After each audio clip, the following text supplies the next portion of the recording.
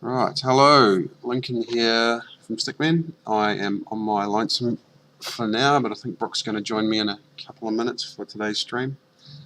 Today, instead of sitting in front of the laptop, we'll be at my desk and we will just go through some stuff in Unreal, I guess.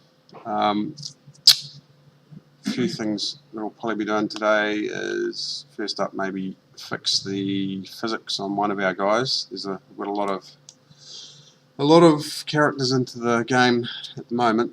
Most of them got their physics done, but I noticed this guy's physics weren't set up. Maybe we'll just test that in our little testing room here. Possibly have a play in the VR editing mode, which I haven't played with much yet, but it looks pretty fun. And there's a few little bits and pieces inside, but I'm going through each cave that we've got and basically polishing the caves. So hopefully Brooke will be here in a minute or two, and I'll get started in the meantime. Maybe while waiting for him, I will have a tinker with this physics. If anyone's got any questions in the meantime, if there's anyone watching, I won't see the questions until Brooke turns up because he watches them on his phone. So maybe wait until Brooke turns up if you've got queries, and he'll be able to monitor the questions on his phone, because for some reason I don't have the Twitch webpage up to monitor those at the moment. So, physics. This is our guy that isn't fully set up physics-wise yet. He is, we go view, select, mesh, solids, go for none bodies, right. So we've got this guy. Oh. Cross-eyed Joe, I believe he's called. For that very reason, he's cross-eyed. So that's the mesh. Obviously, in this mode isn't much use for me when I'm doing physics. I have to turn on the capsules, which kind of hides the mesh, but you'll get the idea once we go and test it. So if I go show the crikey bodies, must be that. Yeah, right. So if anyone that hasn't watched one of these physics run-throughs before, basically you've got your mesh that you, I'm just going to save on this guy. Let's go see where I've got him. Cross-eyed Joe, right. So we've got a skeletal mesh, and separate to that is the physics asset, which is, I believe, just created by right-clicking in there and going, it might be physics asset, and it asks, where's your skeleton, where's your mesh? There they are. Once you've pointed to those two, it'll generate this guy. So let's get into this. I've already done a bit of them. Basically at the start, the bottom right corner here, you go tinker with this, the bone size. I started out at about 20 and then it went generate all bodies, and it didn't have quite enough capsules, so you just bring that size down, and it got it to a point where I've got enough capsules. What I want is a shoulder capsule, and there's probably one too many capsules for the torso, but it'll do as it is. And ideally you want one for each arm bone, but you can manually add them if you need to. And here's Brooke now, but I'll carry on. So at the moment, if we do a full simulation, it'll collapse. And let's do that again. Simulate, and I'll slow it down. Quarter speed. Simulate. Right. You can see his knees are collapsing backwards. There's a little bit of stuff that's set up right in his torso. Because the bits I've already done, I'll just explain to Brooke, who's just turned up. Can you just check that the audio is running on your phone app or however you do it, just to make sure people can hear us? For starters, I'm just doing 10 minutes of this physics model, and then testing that in the testing level, and then do some other stuff actually in the game. But you check the audio while I'm doing this. So yeah, where we're at... You've got audio. I have? Yeah. Sweet. Cool. Ah, sweet. If I go simulate again, right, you can see some stuff's good, some stuff's bad. His neck and torso I've already set up, so I've gone and clicked on his head and selected his constraint, and I've on the right hand side here, just above where my webcam is, you can see I've locked this axis, but the other two are open. And scroll down a bit. Right, you can see I've set it to 15. I guess it's degrees. Yeah, it must be degrees on those two axes. So if we go and simulate from that selected area, right, you can see my current head setup is such that he can lift his head up and down a bit, left and right a bit, but not too much. Mm-hmm. What you find if you get too much... This stuff is cool, I love that. This is fun, eh? Stuff, yeah. If you get too much on here, like let's say I stop that simulation. If we've got too much, like we'll put some on the other axis and we'll put in 45. And I bet you there's some craziness happening now. What you'll get is, it's not so bad there. Sometimes you'll get him get into like an infinite loop where the head starts going uncontrollably, sort of like this. That's not too bad actually, but because he's sort of bony anyway, what I've done on purpose is to lock down some of their joints more than is probably normal for a human. I mean, normally ergonomically you can twist your neck, what, maybe 45 degrees, probably less for an older person, and you can lift your head up and down. So a lot of this physics stuff is literally you have to stand up at your desk on occasions and do this and figure out, okay, elbows, can I bend my elbow that way? Maybe you can do it 5 degrees that way, but 90 degrees this way, you know. So I've already done that one. If we select that one and go from that joint only, you can see, we'll go with real speed. Right. I've restricted that chest capsule so he can't fully double over on himself. Yeah. Now he could quite happily go to a heavy metal concert. He could. We do need some outtake videos to music of these guys. We could have our other guy that looks like he's already raving, the one that's running with his fist in the air. Right, so that one's set up right. Work our way down the list. This one is probably alright. It's not perfect. I have done constraints, that constraint. At the moment they're all locked on that one because there's probably too many core capsules anyway. That one is all open at the moment, so if we simulate book, and if I can just here we go. So I'm not even touching the keyboard now, and what you get is as he rocks back and forward, I think you get interaction between the other capsules and they apply physics on each other, which is why you get some weird activity. So he's just doing that by himself. So which one was it? This guy, that one wasn't it? No, next one. Getting myself lost here. Not that one. Your naming scheme not working out for you there? I think it's weird when it generated the bodies. This central one's problematic. For some reason, there's two versions of it. So Joe Hips constraints. See, there's spine 1, and then there's spine 1, another one. So if we go to there and there. So that's the one that we want. At the moment, it's unlimited. Free, 45 on every axis. So all you do is you lock it. Then we resimulate. And now he's probably a bit too rigid because that capsule is just not moving at all. Then maybe we want to allow him to be able to twist 5%, 5 degrees. And we'll try 45 on that axis. So now if I can see I can kind of do this with him. Which axis? It must be this way up and down that he's doing 45. But he can't go side to side, he can rotate, I think. Let's just try locking it. So he's able to do that axis, but probably just getting a little bit more play than he should. I think there's something funky there, but for now it'll do if we keep losing that one constraint. Where is it? That one. No, that one. 45 is too much. What I've found is that it's kind of like a chain. Like if you've got a chain, I heard someone talking about chains the other day. If you've got a bunch of chain links and you're trying to link them up physics-wise or animate them or something, if you give like each chain link in theory would be able to rotate 90 degrees on 2 axes, maybe a little bit on the other axis. But if you did that with every single one of them, it would just go out of control. Mhm.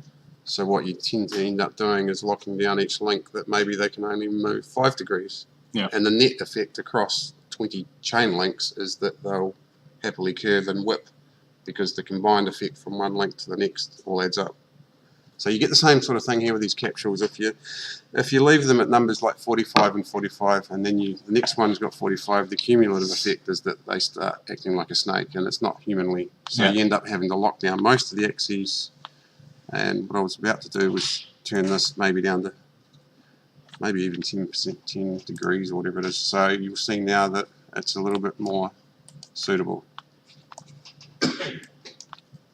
It's probably a bit more locked than it should be, but we'll just leave that for now. Work our way down quickly. Next capsule. I'm just trying to find the right one. Sorry, leg, hips. Hips. I think one of them is badly named. I think this one is the one I was missing altogether, but we'll work around it. If I simulate from there, yeah, I think that capsule's bad. If we go to his upper leg and simulate, right, now he won't be so bad. Go to this side, so you can see I can grab it and go on any axis. Let's lock it all out. Generally, so swing 45, what's that give us? That's outward swing, we don't really want that. For now we'll just lock it. We'll do the easy one, which is, so this swing is allowing us to, that's twist, so it's like twisting.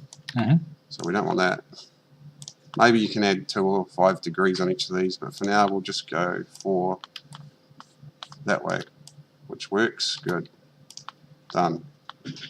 So we've done twists, it's actually called it twist, but this is where the X, Y, Z axes get sometimes the twist one, which you think will be torsional twist, turns out to be going that way. It just depends where the constraint is. So it's the third one, and we're going 45. Just to keep it similar, we'll go to the other side and make that one identical. So hips, yeah, it is that one. Lock those two, leave that one at 45, simulate it, and that one will act the same. Go to our knee, or lower leg. It'll probably be something similar. Just try that. So it can go that way. Which way is it going? So see how it's in the right axis, but it's doing stuff that we don't want. But yeah, Like it shouldn't bend back. I've got to remember how to do this. Basically, we need to edit the actual manipulator. I've got to remember the key combo, or whether it's just using this guy. Might be just using that. So if we go simulate now. Right, see? Yeah. Now it won't go forward on itself, which is more natural. It goes a little bit forward, so maybe we need to go further. So again, ensuring I've got the constraint selected. If I go a little bit further, you just click and drag maybe another 15 degrees, and we'll simulate. So you see how now it's like floating back on itself, probably gone too far. So I have to then rotate it maybe 10 degrees back. It's not too bad. Good enough. So that was what did we go with in the end? 45, and we rotated it. So we'll do the same on this one. Lock those two. Simulate, it'll be the same, it'll go forwards, which we don't want.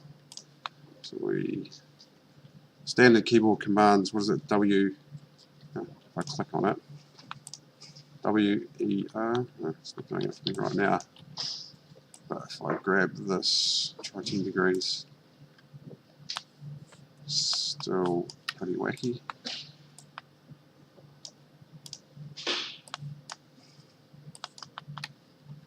Getting closer. That's pretty close. And what we'll do is a full simulation now. So I haven't done anything to the arms or the feet. So if we simulate now, in theory, it'll do some most of the body should be reasonably good. The main one is the knees, I've noticed, because he's hovering just above the ground. When you simulate, he drops. If your knees aren't constrained, that's when instantly things go wacky, because one leg will go this way and that way and hang out. So let's go, oops, simulate the full thing. Right. So instantly it's looking a bit better, ignoring the ankles. He lands and his knees bend the right way. That's a good start. So if we save that, It and primarily falls backwards. yeah, if we test it in VR preview on here, Brooke will just tell me if it's visible or not on the oh, got you wrapped up. So we'll go play. I'll make the screen big. The beauty of this level is they can actually see it on Twitch Yeah. because it's not got any dark lighting. Dark lighting. Oh, I can't perform while performing a move constraint. I did this the other day. Must be because I've still got the physics open. So save it and close it. Just going to do it again. Open a different map temporarily.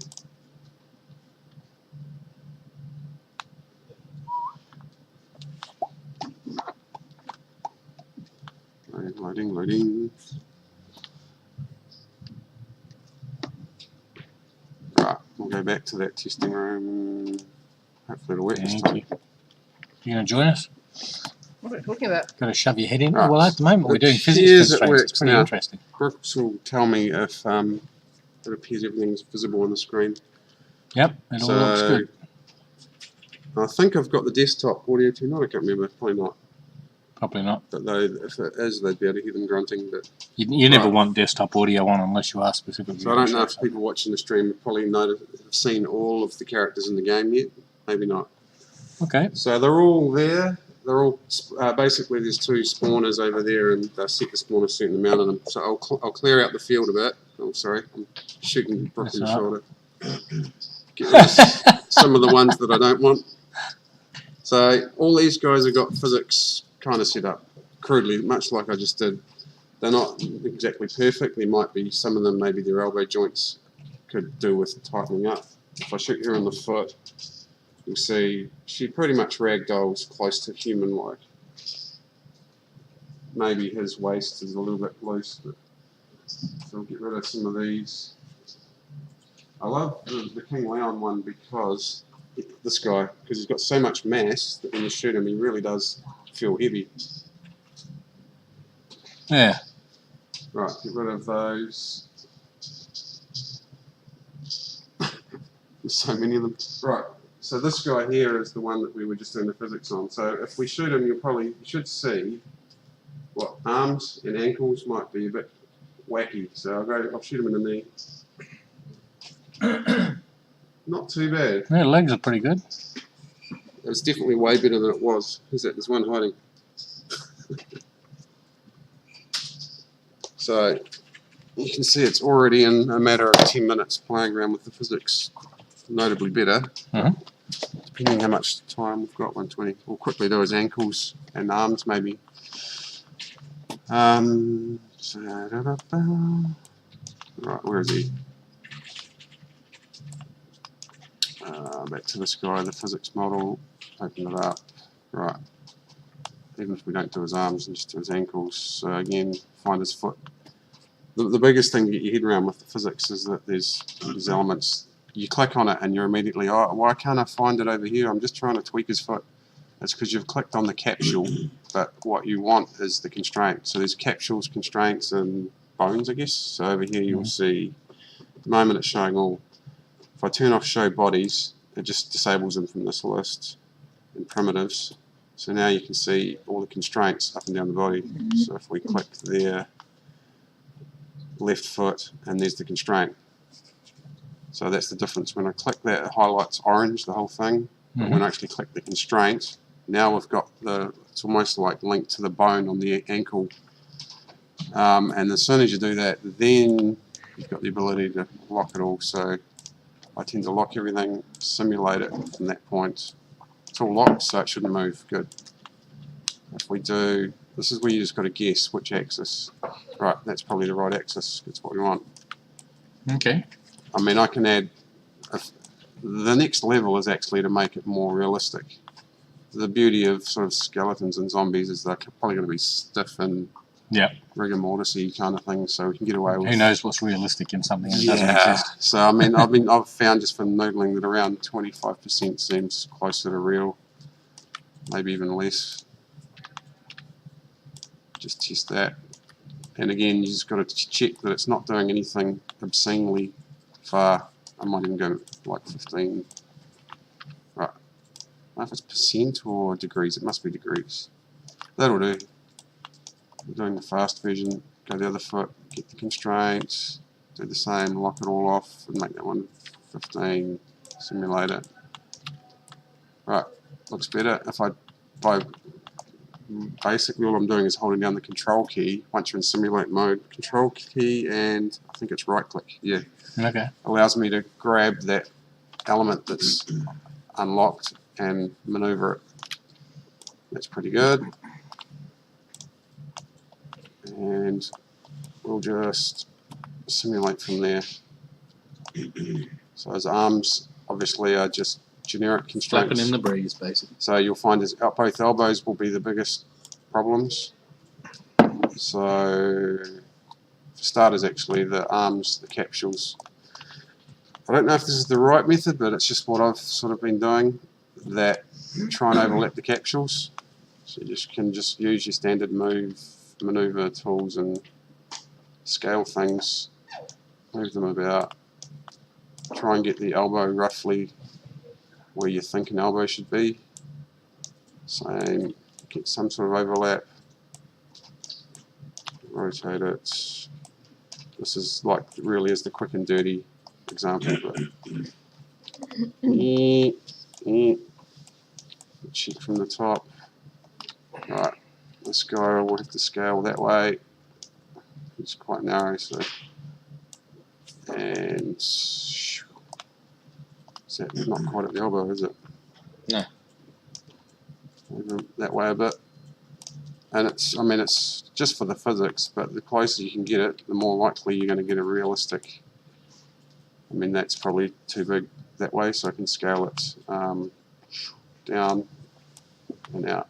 Right, done. So what does scaling those down do? It doesn't really affect anything you see in the game, but like this capsule, for example, here. If I let's simulate from there. Right, when the arm drops, at the moment it's probably being held up by the constraint at the top of it that says maybe 45 degrees. That's where it's stopping, Yeah. which is why it looks like he's got tennis balls under his armpit or basketballs or something. But the other factor is if this capsule was yay big, make it even bigger. See? Oh, yeah. This capsule will interact So with the capsule capsules. actually has a collision. Yeah, they collide with each other. So the beauty of that is you can make stuff happen that wouldn't be realistic if you wanted. But it just tells this arm mesh that when I drop down, don't go inside my body, which is kind of the clipping stuff that you get happening. Yep. Undo that. Right. We'll save that for now, and maybe we'll come back to it. Yeah, we'll come back to it rather than bore people with just nothing but physics. I know now just to fix his arms. Right. How about we look at something else that's interesting, way more interesting. I hadn't played with this before yesterday. Have you seen the VR editing stuff? No. It's quite cool. I saw some on Unity, but I haven't seen it on I'm here. still learning how to drive it, so bear with me. I don't know if we've got any watches at the moment. Or sometimes you feel like you're talking to yourself, but No, you definitely have watches. what we'll do, we'll test this VR editing thing. So basically, normally when you're editing stuff in Unreal, you'll be in this 2D viewport on your screen, which is good. I've actually gotten quite quick at it. You know, you can select stuff, copy, paste, duplicate it, move things around, rotate them, all pretty quick on the fly. It's great. Got Cyber Aqua on. No. I went, ooh, zombie rigging. We're in fact not rigging. We're in fact doing the physics colliders. So what we'll do is we'll go into the VR editor and you'll actually see what I'm talking about. I'll make this as big as I can. Mhm. But basically it means that I can do exactly what I was just doing then, but in VR, which in theory would be a much more productive way of doing it because you immediately see all the lighting changes and all that stuff. Mhm. For this level, it'd probably be quicker to do it on the desktop because you can see everything. But sometimes, I mean, when I'm building a level, you find that you'll place something, maybe place a light source, and then put the headset on, look at it, then take the headset off. So there's a lot of in and out of VR. So the idea behind this is built into version, I think version 4.12 upwards, you can go VR mode. So if I go VR mode and grab my controllers, actually I'll give Brooke a go at this in a minute, it'll be funny. Grab my controllers, and you have to tell me if I'm visible on the screen and stuff, but I can see the basically, controllers on the screen. yeah, am I in the right place on the camera and stuff? Yeah, seems so. Cool. So basically it puts me inside VR and I can see my hands. If I hit my right button, you get like an artist palette and you can effectively do all the same stuff that I was doing in 2D. So if I want to point at, it's selecting that one. First thing I learned is you can pull these side buttons and scale your world.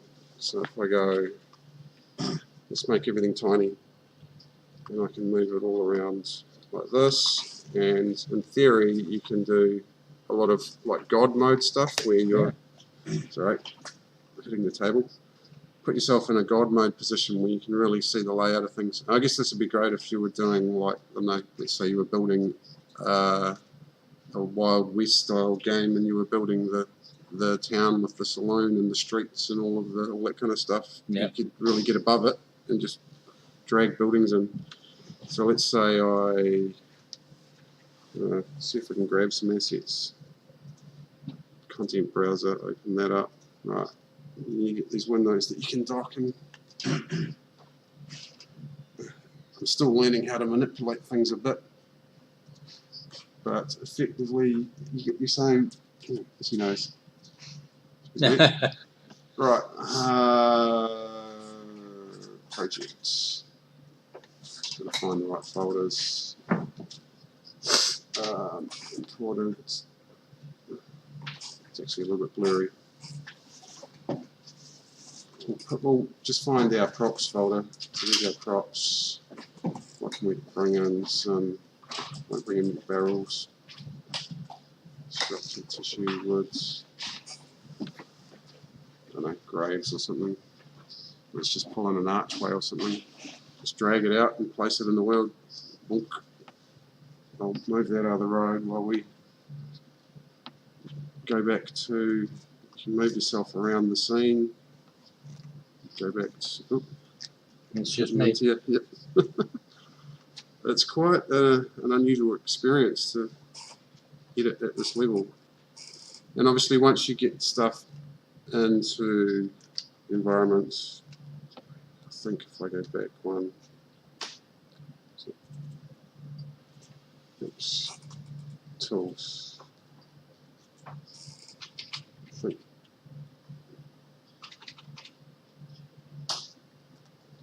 right. Just checking I'm in the right position. Right. One of these little guys.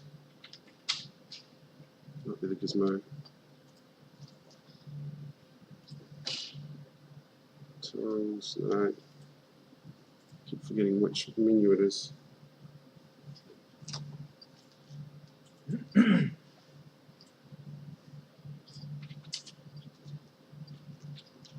Yeah, it's playing up a little bit. Got some jitter in there, have we?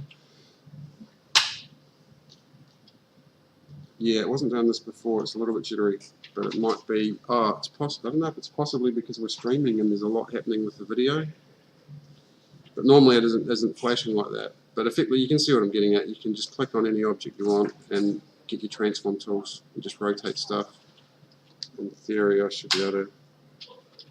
Here we go. That's looking a bit better.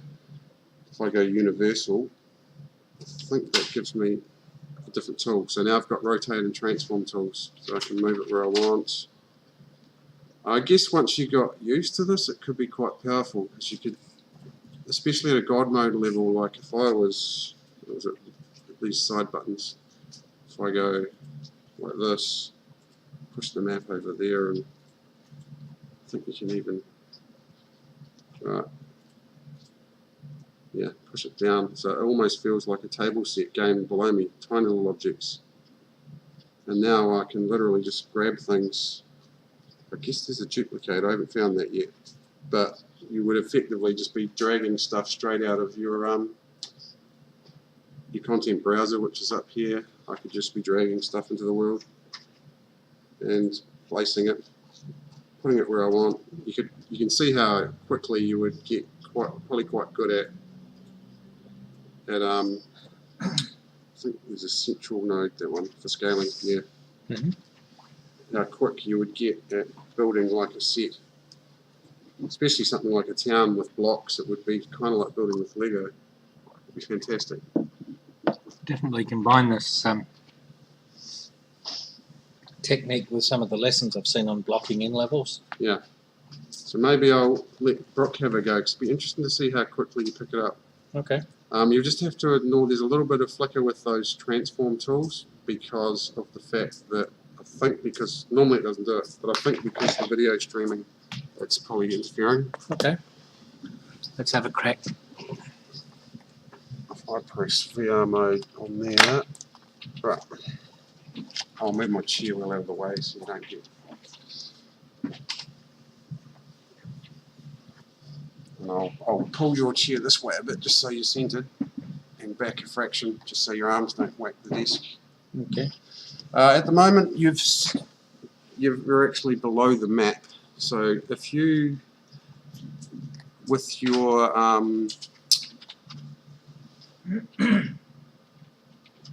with which fingers is it? Not your index finger, but the trigger that's on your second and third finger on either hand. If you pull that in and hold it, and then move your arms, it effectively scales. So your 0.3, go to, yeah, and then stop, and don't just do with one hand, release, and with one hand grip, and then move your arm up and down, and it'll move you through the world space. It's like kind of like climbing a rope. Yeah. Oh, you need to go the other way.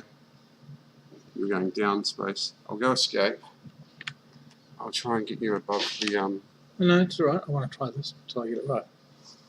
So it's that one, right? yeah.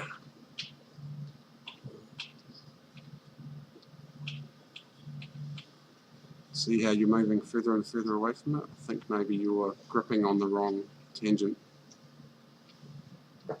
It's kind of hard because you started below the It mesh. doesn't seem to be moving at all from Yeah. my point of view. I'll just try and crash out of it. Oh, I think you have to take the headset off for it to exit. If you lift your headset up, just for a second. Right, if I go VR mode again. Oh, hang on. You're below the mesh again.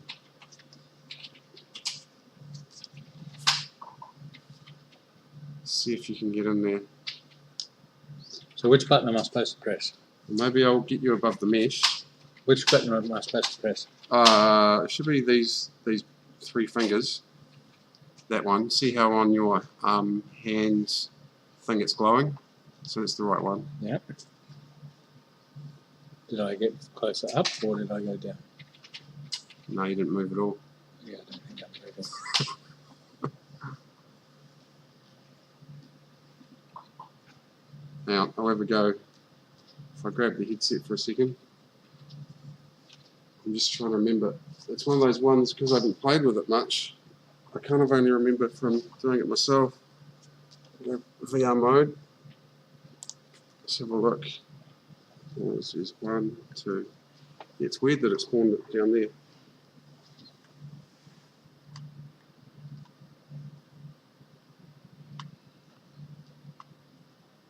Oh yeah, that's one done. See what I'm... Yeah, weird. So now, what I did there was I pulled in both these side triggers, see them glowing? Mhm. And if you move your arms in and out, it gives you a scale meter. Mhm. So I've effectively blown the scale up massively, so I'm, 50 times bigger than normal. Okay. And then if I reach out just with one hand and pull that glowing button and hold it and push down, it effectively is kind of like grabbing onto a rope and lifting myself into the air. Okay. And then if I grab both of them at once, like that, but I twist, so it's kind of like grabbing a big steering wheel. So you can move yourself. Oh, what's moving me? You can move yourself around in the world like that. So you try from there. Problem is when I take the headset off, it drops out. You just see where you are. Oh yeah, you have to do the same thing.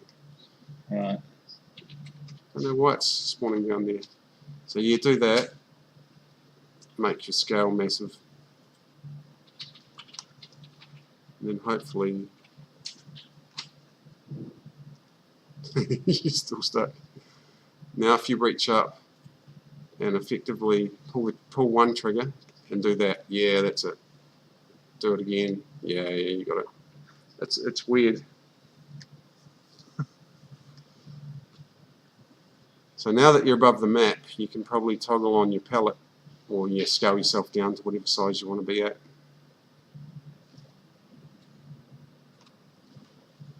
Three, two. So now you're one scale, but you'll have to grab the rope to move yourself up and down. So you'll find that at a bigger scale, you move up and down quicker. Mm. It's kind of. You may have to scale yourself up to, but otherwise play with the palette and just see if you can figure out how to drop some stuff in there. I ended up using, oh yeah, there's a flashlight if you're in a dark area.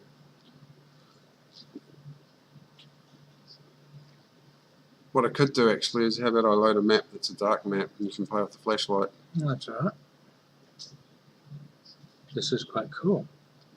So at the moment, see how your transforms, you've only got the arrow transforms and those little squares, which I think are for moving it, picking it up on one axis. But if you bring up your palette on your left hand by pushing the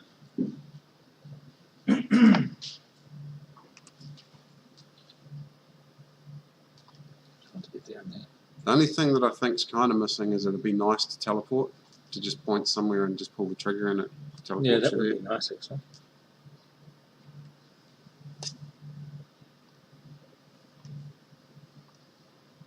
You kind of get in there slowly.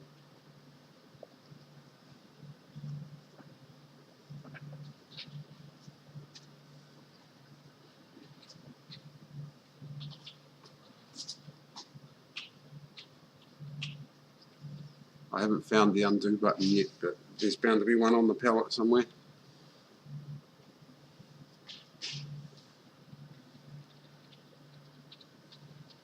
So if you tap the button again, it'll go back to the previous menu.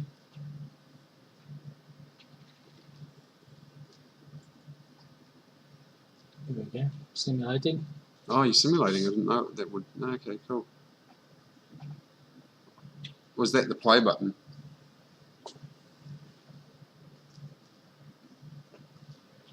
They're all heading to where they think you are. It's cool. I didn't make you grab them live. There's a game right there, trying to keep them away from an object.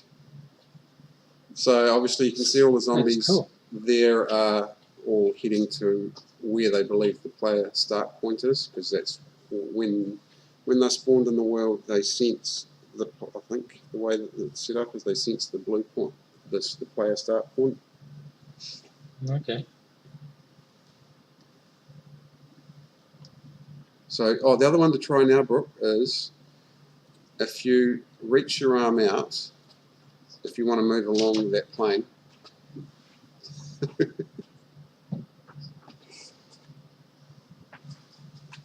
Oh, you got the flashlight on even. If you reach your arm out and then use the second trigger, which is the your second, third, and fourth fingers, just like you were doing with the rope, but reach out along that green plane and then pull them and pull back towards yourself. That should move you along that axis, I think. Oh, yes. At least it was the other day. But like I was saying, you'll find that it's It actually tries to go back when I do it. Are you letting go? Yes. You got to let go between. Yes. Yeah. But What sometimes you'll it's just find is springing it. if you do both of them at once and go outwards to increase your scale bigger than one, so that you're effectively a giant, and then you do it, you'll move much quicker.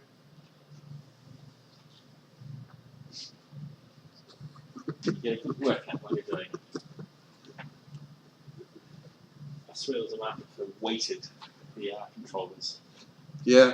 You work out what Except you'd have to keep upgrading, moving up from the 5 kg to the 10 kg controller. that's a product that upgrades. He got stuck on himself. Oh, that one there is a mesh. Like the rest are actually AI, whereas that one model is just standing there in idle pose.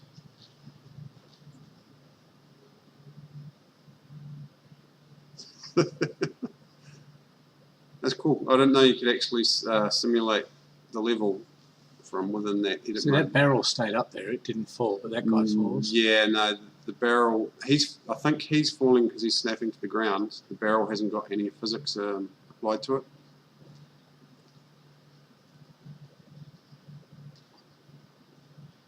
Much like those buildings over there and the crosses, they're just static world objects.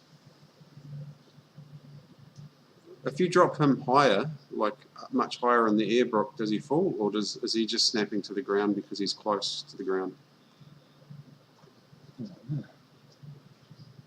Got that.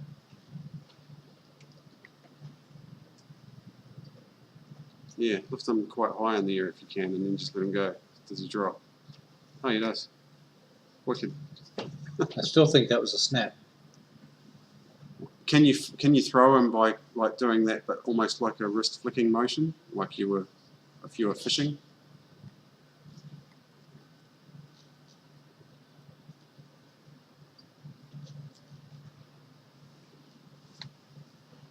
You'd have to time your trigger. Not quite, eh?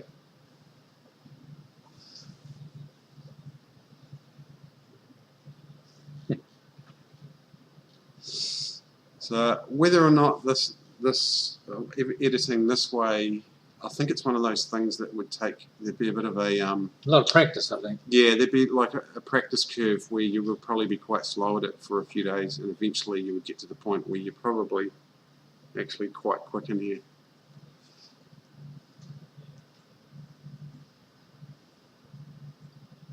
But probably the biggest difference is you just don't have access to a keyboard and all that stuff.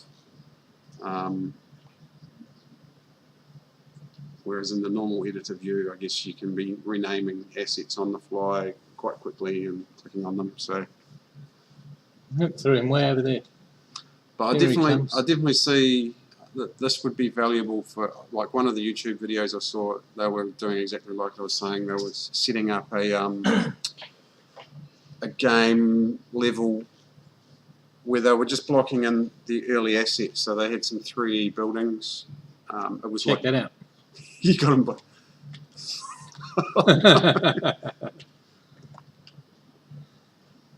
out. You figured out how to two-handed grab. It's great, eh? So yeah, you can. Look at the size of that fella. Did you scale them? Yeah. Oh, you did too. That's gold. If you point right in the middle of those 3 squares, where you got them selected. So Yeah. right in the middle and hover, you should see another little square right in the middle of the 3 squares.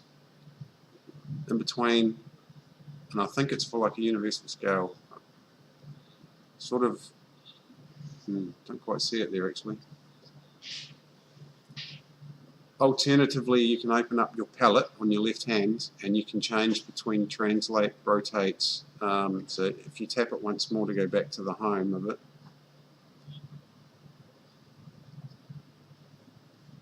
That's hilarious. Yeah, I can't work out how to scale him now. I had it before. Yeah, I'm pretty sure that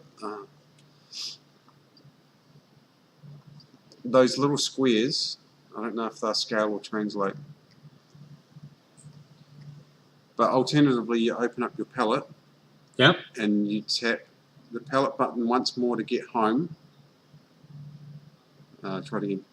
Or otherwise, you use your right hand to point at the little arrow in the middle, the home picture. Yeah. Click on that. Should take you home. Otherwise, one of the buttons on your left hand goes back to the home screen, because at the moment you're not on the home screen. Yeah, there you go. Right, so one of these menus is like tools, I think. One of the bottom two menus that says tools. Not that one, go home again. Well, you have to lift. Can you see the whole menu?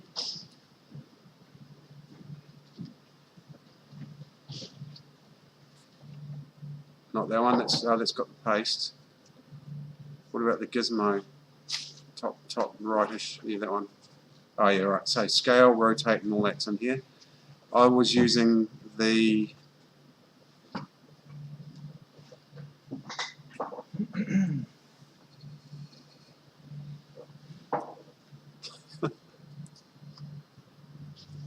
I don't know what I did to that guy.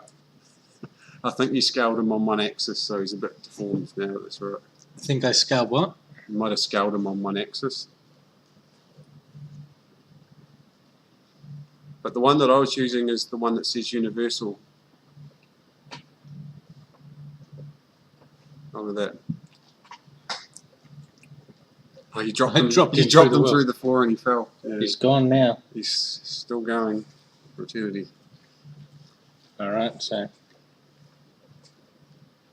But it definitely, there is definitely kind of a bit of a learning curve to become fluent using it.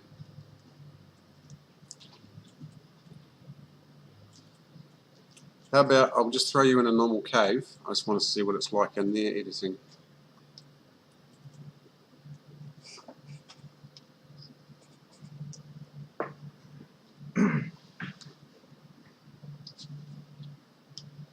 how did I get that simulate thing going?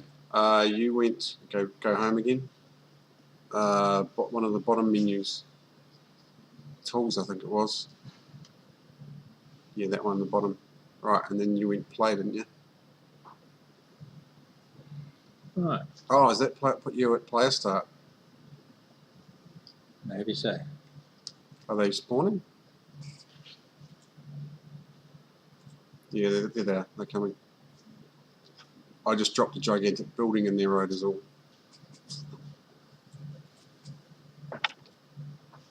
The only thing that's a shame is that you don't have the guns in your hand in edit mode. Yeah. That would be cool. Bang. Whoa.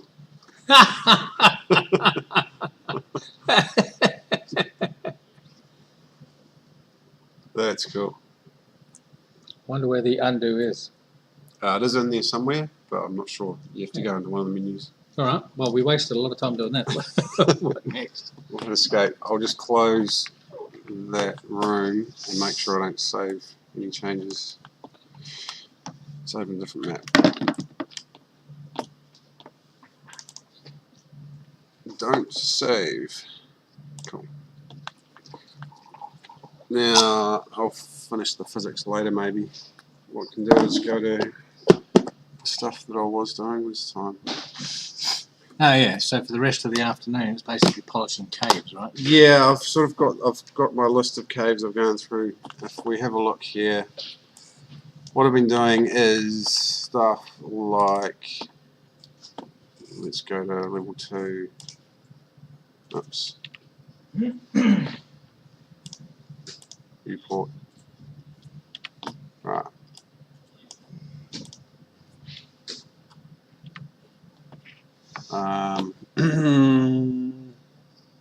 It's the old battle when you're twitching that everything's too dark. so I have to tweak the post-process volume. It's a bit of a hassle, but it's right. Okay. Cool. So now if I play Escape, because my controller's set up for the VR, I have to do it VR preview. So this will be mega dark at the moment. Sorry, mega bright. This is one of the early caves. So we've got the little waterfall over there.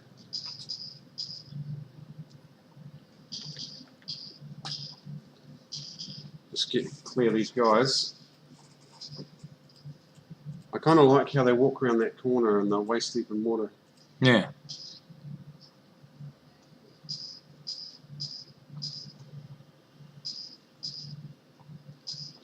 Oh. Alright, I'll leave a couple of these because as soon as I finish the level, it will. So this cave here, I've already been in and tweaked some stuff where you can see over there how the ground, there's actually some stretching of the texture. But what I've done is placed a large rock at ground level below your feet. So when you're actually in the VR game and the environment is the correct darkness, you don't really see over there. What you see is an area around you because directly above in the VR editor is a spotlight with blurred edges. So it's kind of giving a very soft patch of pool of light that you're standing in. Mm-hmm.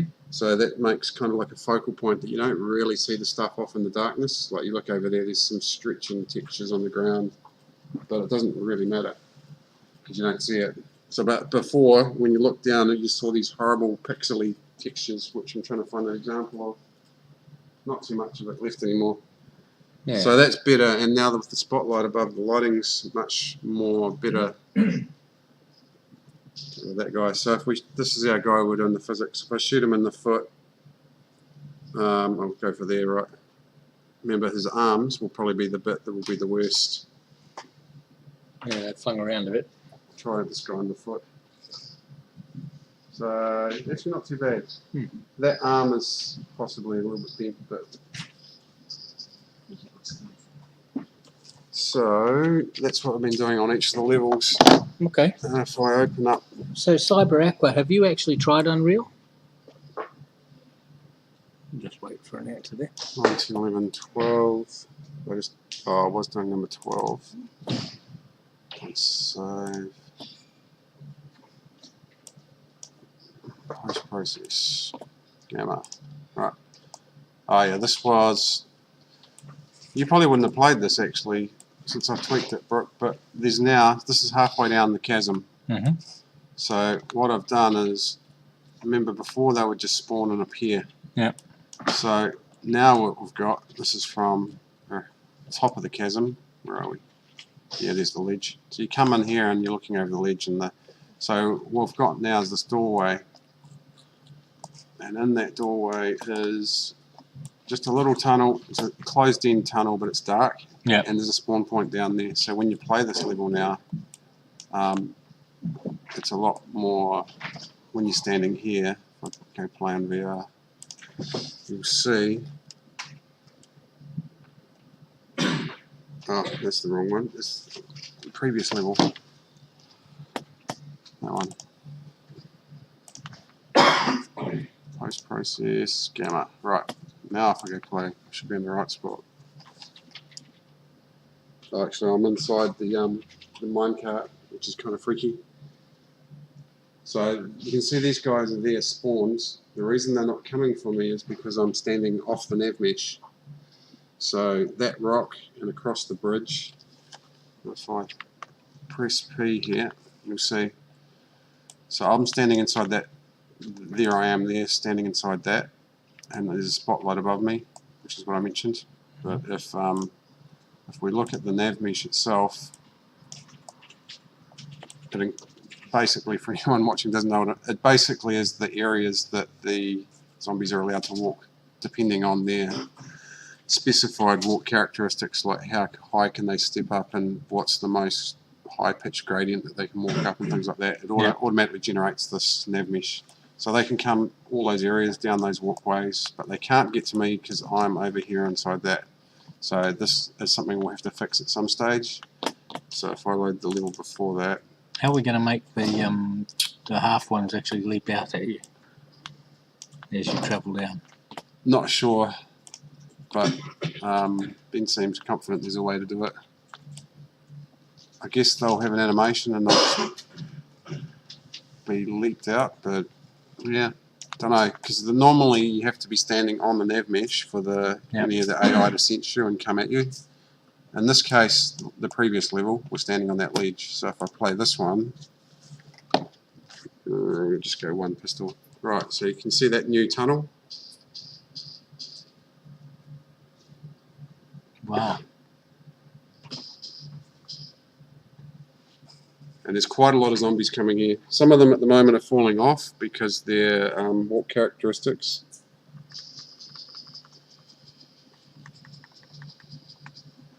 Nailed him.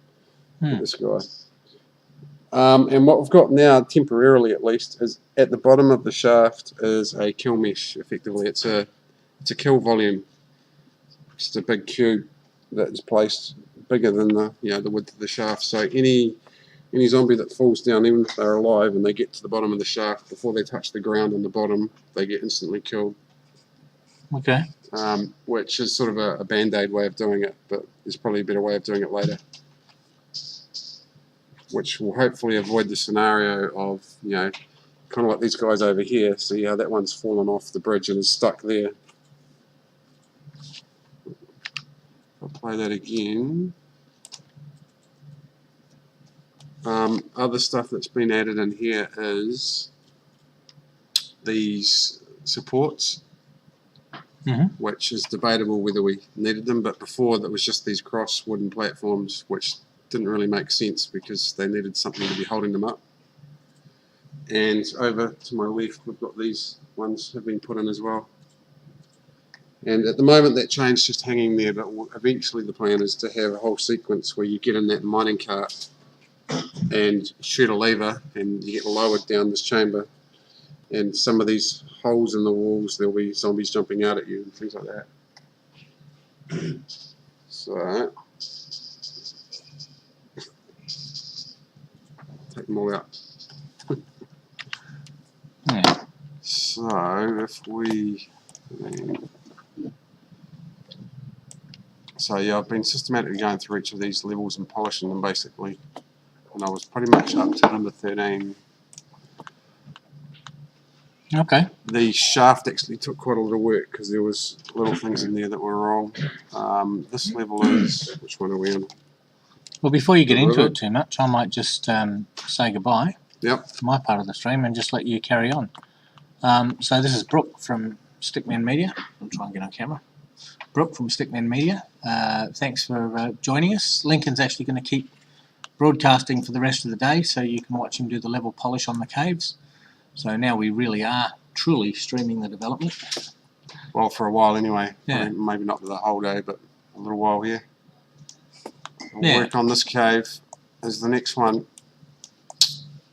This one's actually, let's go post-process volume up, gamma. Yeah. I mean, obviously looks, when you're inside VR or on your own machine, it looks much better with the darkness and the pools of light. But for the purpose of the stream, I'll just turn that up so you can actually see. Go into game mode, right. Okay. Right, what was I doing here? I'll go through my Alright, so checklist. bye from me, everybody. Cool. I guess the only thing, if there's any questions pop up, just shout out. Are you hanging around the office? Are you going to, because you can actually pop up the window if you like, Is it, or pop it up on your phone. what browser? But I will keep an eye out for questions. How do you get the window open? Is it just Twitch.tv/Stickman Media. twitch.tv/Stickman Media. Just see if I can see the current. Hold on, it didn't go to Stickman Media one way or another. Do that again. / Hold on a sec. Just Stickman Yeah, that'll do. Media. Yep. Much better. And yeah, your messages will pop up down there. Cool. If I can mute this. Oh, there we go. Keep your eye out for them, they seem sneaky.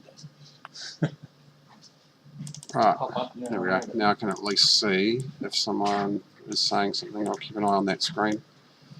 Has it come up on that right panel? Yeah. Right.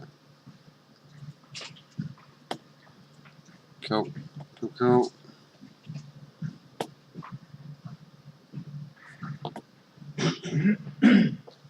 Right. Anyway, enough distraction. So many windows open, it's crazy. I've got Unreal open because you probably can't see on the Twitch stream, but I've got a second screen with a bunch of stuff like the Twitch stream running just to distract me. Right, back to our cave. So this level here, if you look around it, is the bottom of the chasm is over here. That room that we were just looking at. I'll try and get over there. Right. So, yep. We've got the bottom of our chasm, so that's the platform you get lowered down in. And if I try and have a look up the chasm, you'll see that at the moment there's nothing there. That's because this, for the sake of the game, the way the game is going to flow, has been chopped off to a whole separate map. So when you look in here, this particular level, let's go to our levels. Right, when you go to window levels, you get this guy. So we've got our persistent level, which is the level we're currently playing, but also is being used this cave 1D. And the shaft, which was the area before it, was probably cave 1C. It's cave zone 1, and kind of like think of it as map C and D. So it's the third and fourth maps. But inside this map, if I'll turn around and have a look, has been built a doorway.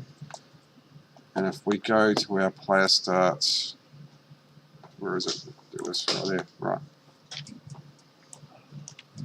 Tap G for game mode. Right. You can see there's our player start as this little guy here, which is where effectively when you start playing the level where you get spawned into. So I would be standing here. And if I press play and test this level in VR, you'll see that I start the level standing on that little ledge. If I look behind me, I should be able to see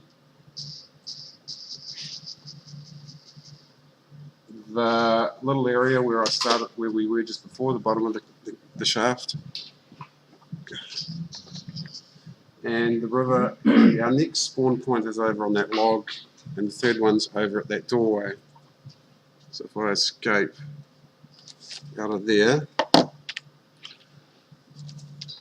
so you can see, right, what's the stuff that I need to do? The key thing that I'm doing is checking for weird textures underneath the player start.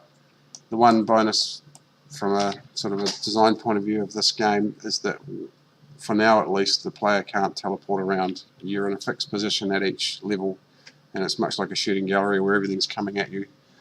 The bonus of that is there's a lot of stuff that we don't have to polish, like over behind this rock. It doesn't matter if there's a weird texture, you're not going to see it. So maybe at a later date, if we end up adding the ability to teleport, we'll have to clean up a lot of that stuff. But for now, the core focus is a radius around the player start. And you want like 80% of your tight, pumped out details to be right there. Really nice textures, good lighting. At the moment, there's some point lights about, which I may have to rip out. What I'm trying to do in every scene is have a spotlight. So if we go spot, the reason for this is that, right, so I'm just dragging this spotlight and I'll align it with the player starts and lift it up. Right. So we want a little pole of light around where you're standing. The reason behind this is that as sort of in the early stages of experimenting, found that the ambient light level in the cave is pretty key. It's quite a fine line to balance because you've got to have the cave feel dark enough to be creepy enough like a cave. But at the same time, you need to be able to see the things you're shooting. So it's quite tricky balance to get. Like the initial idea was to have pools of light and everywhere else be quite dark. But the problem with that is, you just can't see where you're shooting. So you have to have a certain amount of ambient light, which we've got added into the scene. But it's a case of adding our pools of light. So this default spotlight, we'll just sort of put it at a big enough arc, high enough above us that it's not intensely strong. I'll probably increase the radius on this puppy, outer cone angle. You probably won't be able to see this because if I do this, you won't be able to see it, but basically just behind where the webcam picture of me is a slider that says outer cone angle. So if I outer cone angle, scale it up and down, you'll be able to see the effect. So we don't want something like this because that's fine, it lights up underneath my feet, but what we want is something that's wider, that as zombies come close they start to get a bit of light hitting their face. Otherwise you get the scenario where the zombie, they're sort of silhouetted as they run up to you and they get right in your face, but you still can't see their face because they're not got any form of a light on them. So 5,000 is too strong, so I'll go 1,500 for now and make it, as we're in this whole zone of the map is sort of what I'm calling the blue zone. It's supposed to be an area that's got a little bit more of an ambient blue hue to everything. Later in the game you get into the torchlit zone where things are deeper in the mines and the catacombs and there's more torchlight, so everything's got more of an orange or a red glow. So if we test that now, again everything will look way too bright because the gamma's been turned up. But you can see there's a pool of light around me.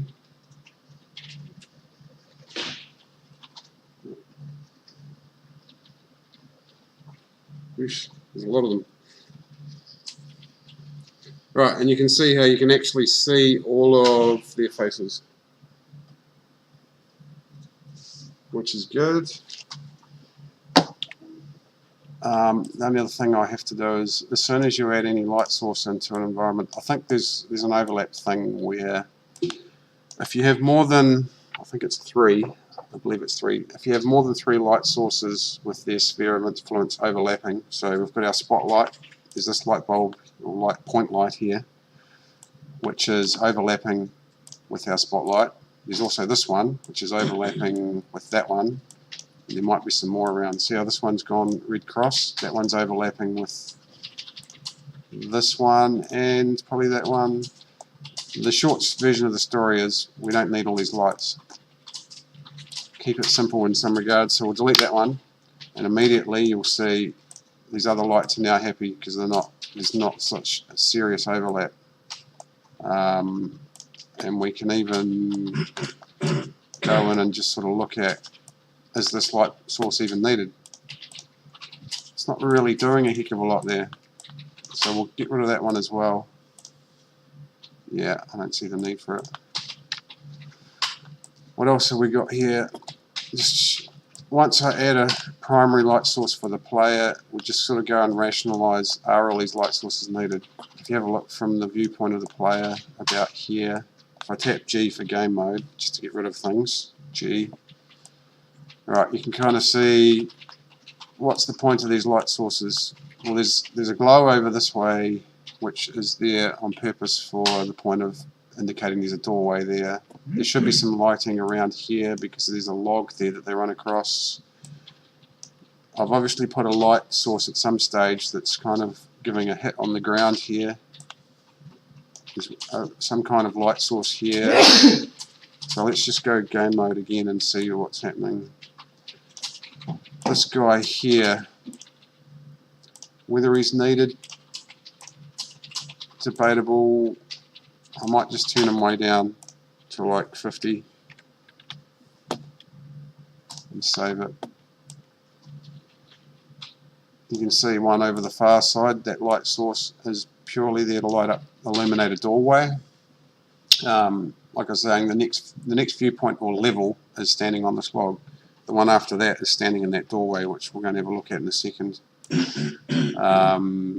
And you can see there's a few light sources up by this waterfall, purely because when I first built this level, I was in love with this water material that one of the guys at Weta had made available, and I've played around for ages with this water and I was loving it, so I wanted to show it off a bit.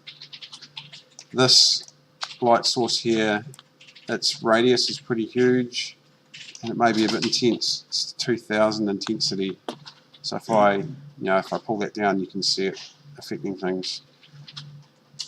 Maybe it's a bit much.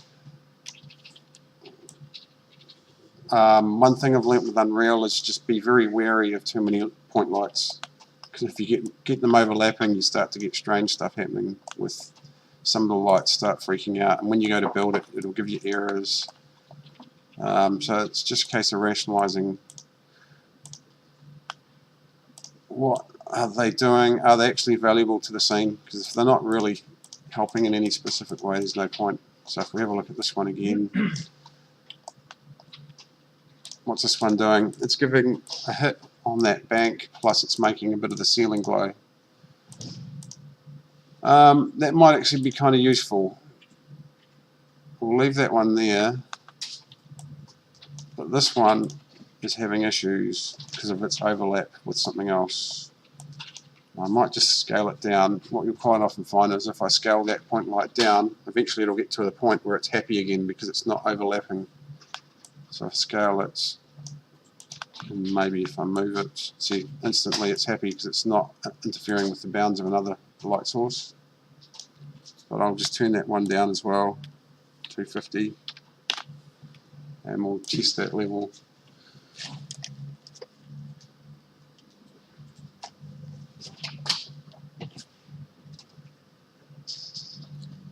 Right.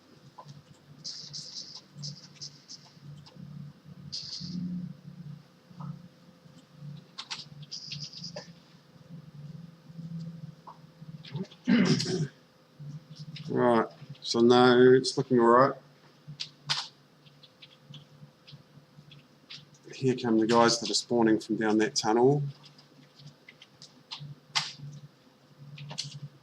The one thing that I find is handy to is always have, like if you look around, a lot of the lighting is actually pretty similar. It's exaggerated in this case where you're with the gamma turned up to effectively 150% of what it normally is. It washes everything out anyway, but if I look around like this, you can see the lighting level is fairly similar, which I mean in some scenarios is good, but for a cave scenario you definitely want pools of darkness and pools of lightness. So you can see what normally I'd try and only stick with a couple of key pools of light. So you can see that log is a bit brighter because I've got a couple of point lights near it. That tunnel entrance straight across the other side's a bit brighter. And I'm debating whether you can see how that point light that's illuminating the roof and that far bank, I could remove that, but I'm tending towards just keeping it because it adds quite a strong, like a specular hit on the top of that bank, which looks nice. There's not really any other way I can explain why it's there. It just looks nice. Alright, so I'm pretty happy with most of that. So I'll save it.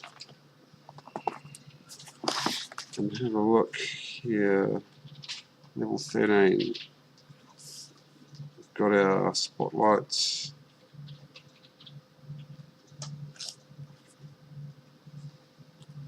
Right, we'll go and have a look at level 14. That isn't all the stuff that I'm doing polish wise on that level. I'll come back tomorrow, probably Monday, and do a little bit more stuff. But that's the core of all I'm doing, is just going around and basically fixing any issues. Some levels have less issues than others just because the speed at which I built them. But if we go back to the next level, which should be on that log, what are we, 14. Right, same room, different locale.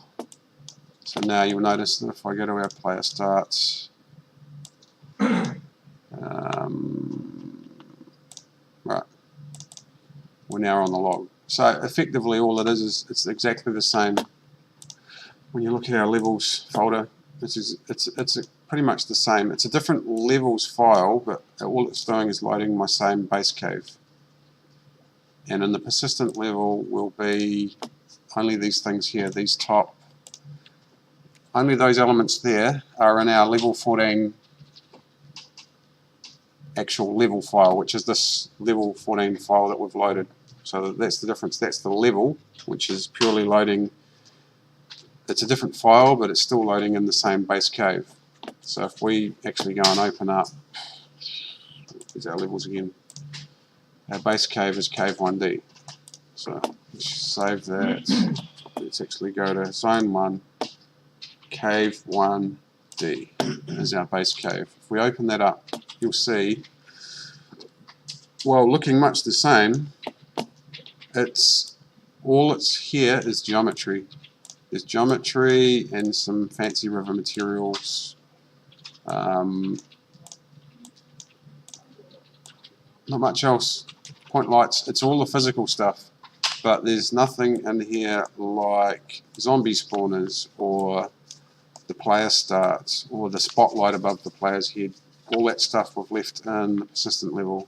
So again, this is kind of like, think of it as a carcass.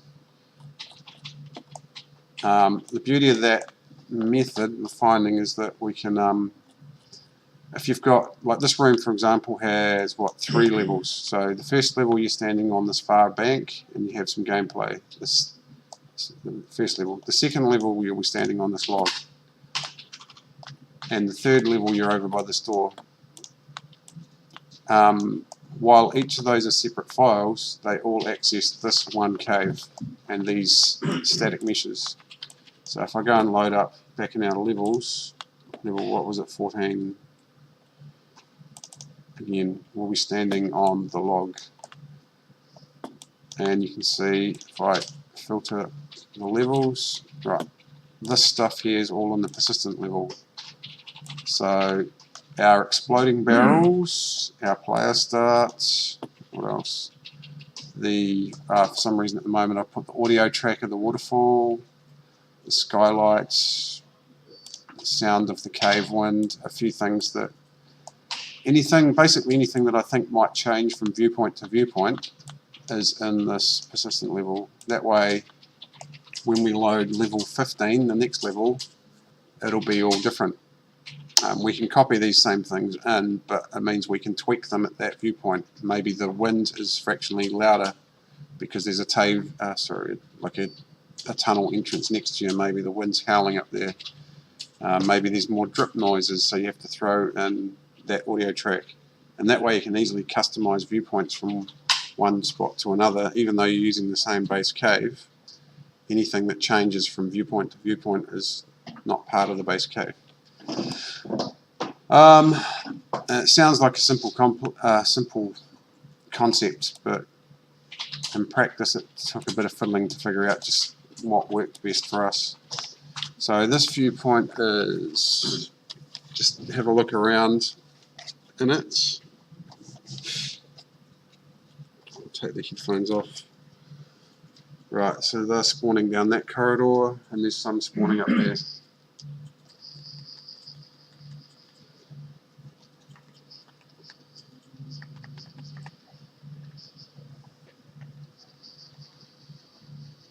Right.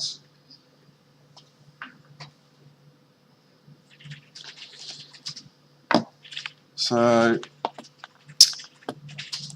in terms of just checking that everything is how I like it, there's one thing that I'm doing on each level now is post-process.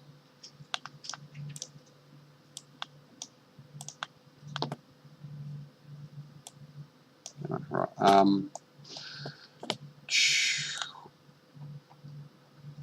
I could recreate it, but let's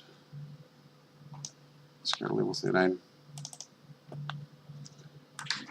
Rather than recreate it, I'll just duplicate this one. So the spotlight I made in the last one,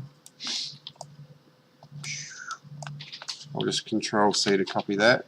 We'll load level 14 and Control V. Right.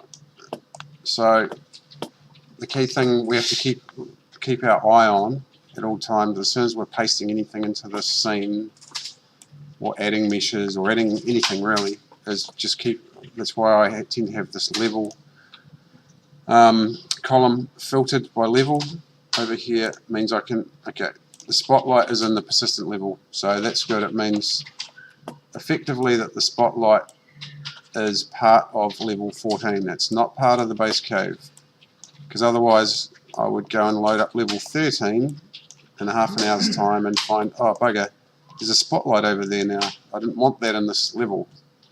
So that is the bonus of being able to put things in levels. So now all I'm doing is putting the spotlight roughly above my head, and I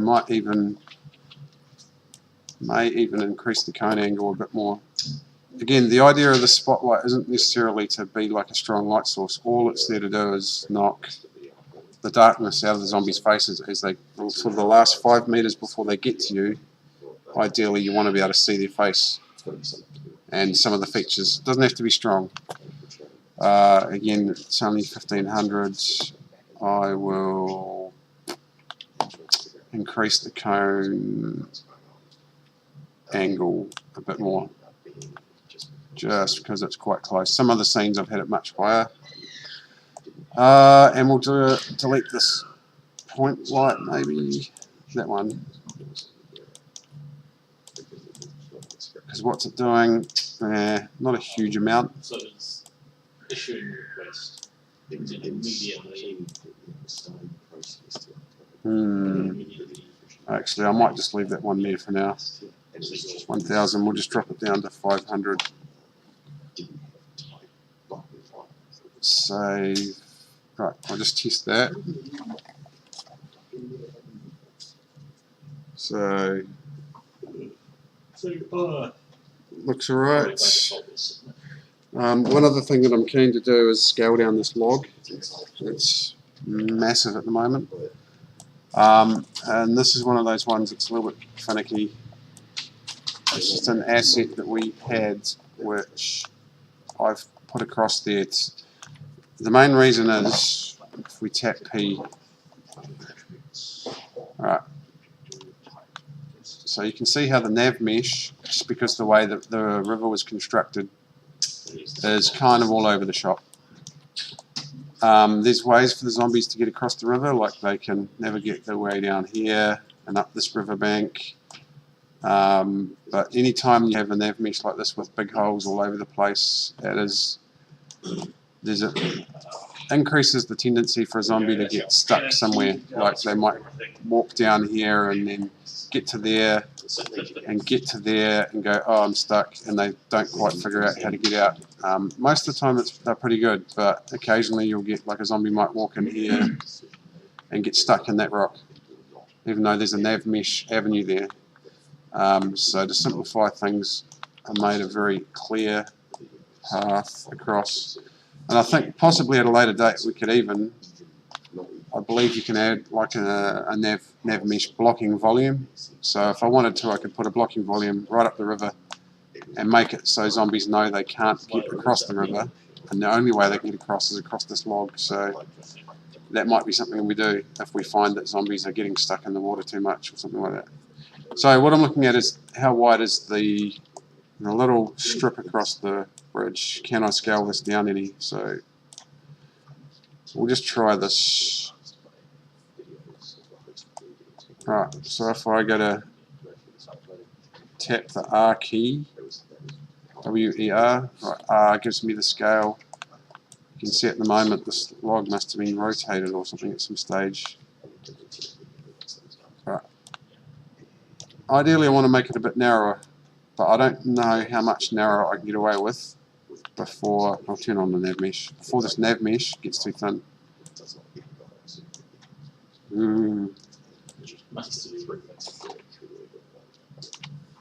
wonder if I can rotate it. So see how thin that is. I don't know if they'll even. I only narrowed it fractionally. Let's just see if the zombies are capable of walking across there.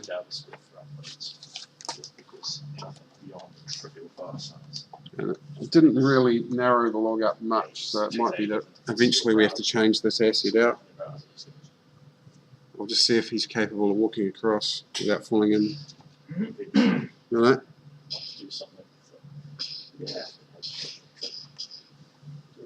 Yeah, those ones are getting stuck. Have to have JavaScript. It still work without JavaScript. Progress APIs. So we'll try that again.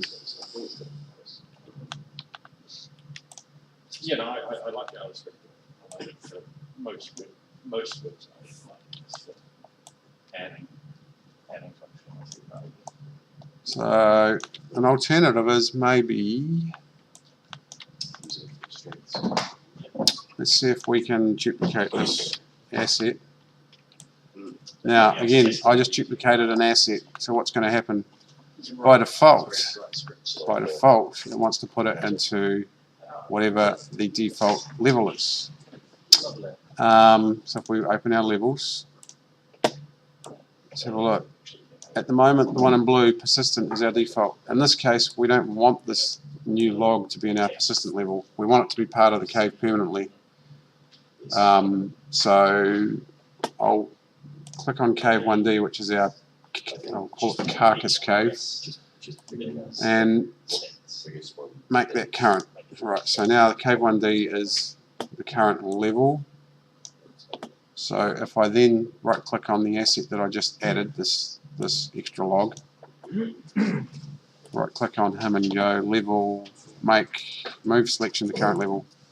Right, so I didn't really change the asset at all, aside from when you look on this level column, it's now part of cave 1D, which means it's part of the core cave. So that means if I open another viewpoint somewhere else, I'll be able to see that log still. It won't vanish. So all I'm trying to do here is double this log up, because it doesn't look so bad here, but when you're in VR and you look down, this log looks massive. It looks way too big. So the theory is maybe I can duplicate it, rotate one, and effectively make like some kind of bridge that's made out of a few different planks. Right, do something like this.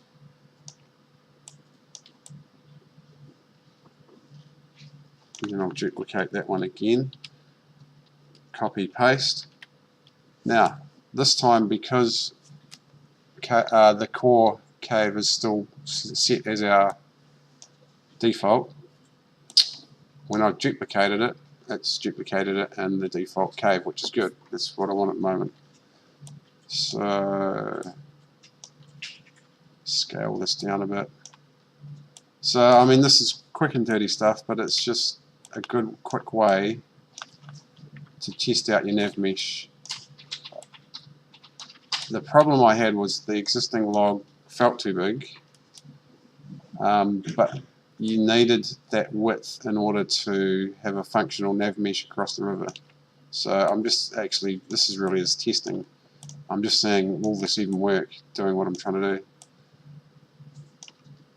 I'll know in a minute when so I'm just really looking at positioning here. This one I need to rotate a bit.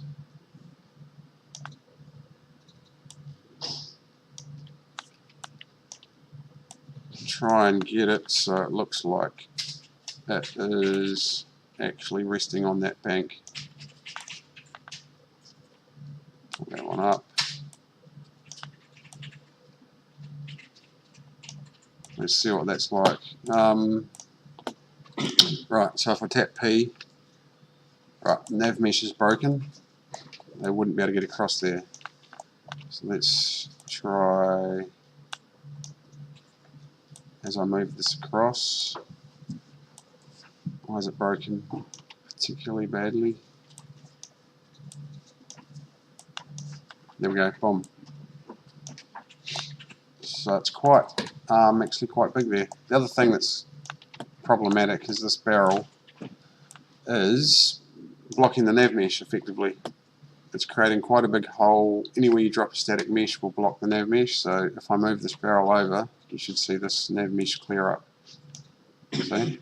Right. Move this one back and over. You just kind of want to enable the best and easiest path possible for your AI to reach you in terms of playability.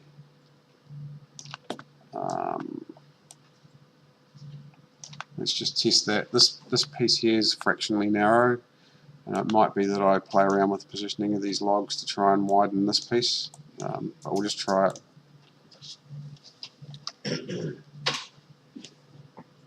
The player starts in the wrong position because I'm floating above the water, but that's alright. I'll see if they can actually walk out on these logs. Whoop. Yep. But those guys at that end are struggling.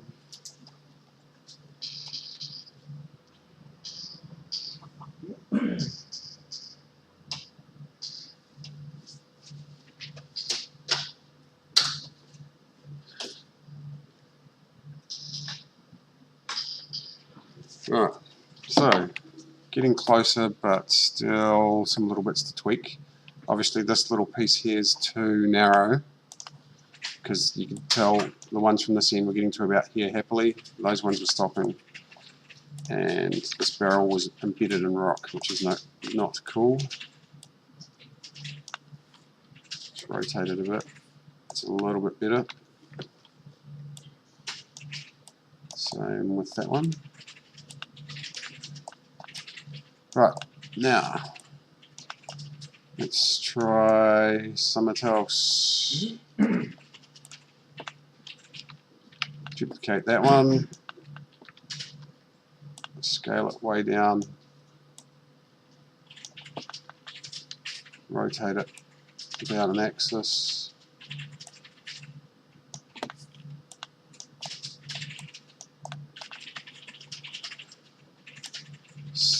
So all I'm trying to do here is to give a bit more beef to this end of this platform.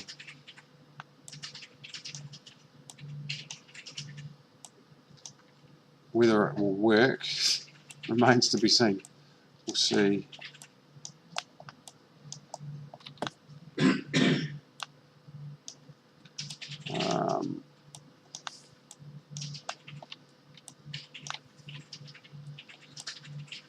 And I could just leave my nav mesh enabled at the moment, but I find it kind of blocks you visually, so I just toggle it on and off. So, right, it's still pretty narrow right there. If I move this log up, it does make a little difference. There we go. It's getting wider,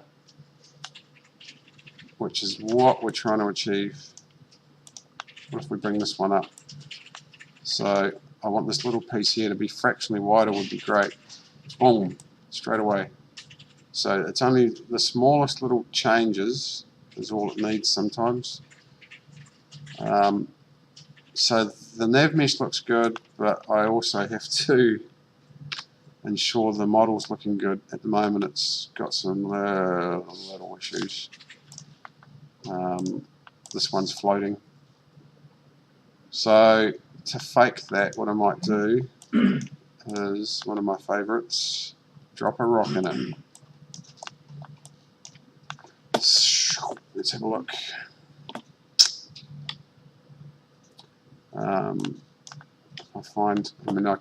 If I click on any rock and go to browse to assets, the quickest way, so I can see my rocks folder, I will just grab just thinking which rock to use. What's that one like? My goal here is, you can see how that piece of wood's floating, that one there. But I needed at that height to extend the nav mesh, so what I'm going to do is try and just fake it by bringing in this piece of mesh, playing around with the scaling, rotating it, just trying to find a position where it looks like it might work as a prop. The other cool thing about this, one of my favourite bits about this level is this water material is just very cool. You'll notice as I move this rock, you'll see the water displaces around it and creates little back eddies and vortexes, so it's pretty neat.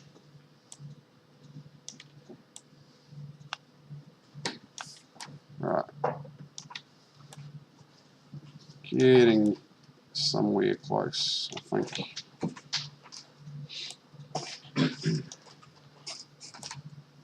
Something like that.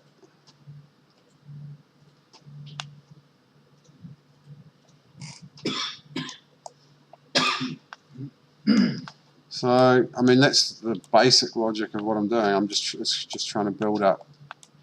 But there's got to be logic behind what you're doing. In this case, the logic was I need a fatter nav mesh across this bridge. We'll test it now and see if it actually made any difference.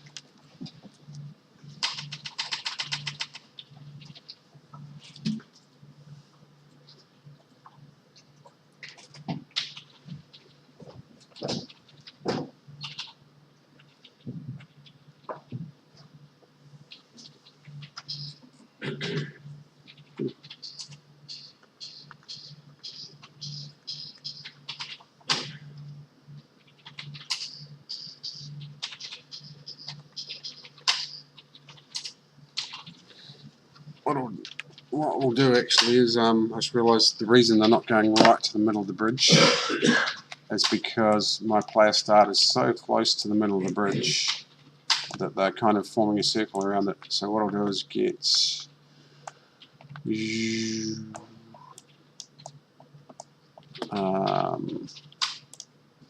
two and group them. Right. So that's just done by, so you see now as I move the player start and that snap together, that's just done by holding Control G, I think it is, that I hit. I'm just moving the player start to the middle of the log in a better position. It'll say bad size on it purely if it is, there we go, it was fractionally too low and it was clipping into the log. Let's try that. Save current. Right. So if we now go to maps, we'll go to the level before this. So this is 14. We'll go to level 13. Right, level 13, which was the one before this that we just looked at. Save. Right, so hopefully now when those zombies come across, they have no trouble going across that log. We'll just check.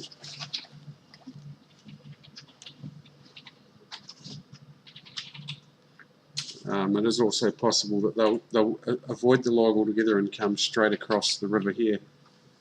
Yeah, they're going to do that.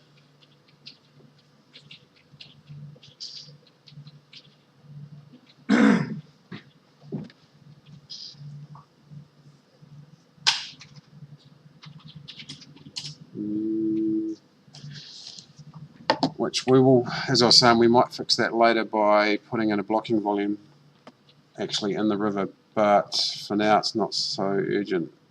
The other way to test it is we'll go to the level after. So that's 13, 14's on the log, 15, which is over by the doorway. Let's have a look. Right, this, here we go. So I'm standing at that doorway now.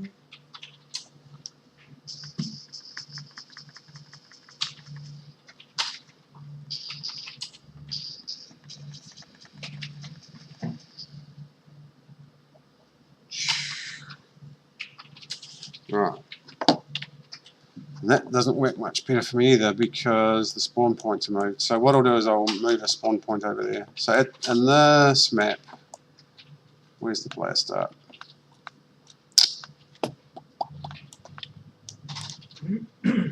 Player start is right there. Okay, next to that doorway. And there's a spawn point down that tunnel, and there's a spawn point just there, hidden behind these rocks. So strategically placed rocks to hide the spawn point. But what I want to see is do they come across the log. So what I'll do is I will actually just move this. I'll duplicate it. Let's have a look. So at the moment, this zombie spawner is set to just spawn out. When you look at this program entry, I don't know if you can read it. Oh, you can see it, yep. All these letters on here, each of those is either a pause or a type of zombie. So that's fast, fast, pause, pause, fast, fast, grunt, grunt, grunt, grunt, grunt. We will just delete some of that. And I will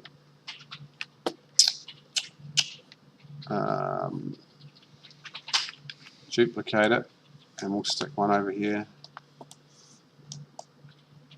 I just trimmed some of the amount of zombies out of it because we didn't need so many. Right, so now we've got some zombies spawning here. We'll just check it's on the nav mesh. Yep. Right, so that little box will spawn zombies, and they'll be of type a couple of fast ones, 2 more fast ones, and a bunch of grunts. Let's test it. And hopefully these ones run across that bridge. Do they come?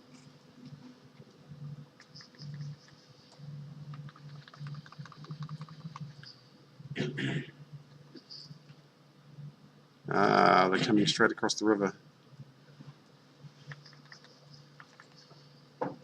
There they are.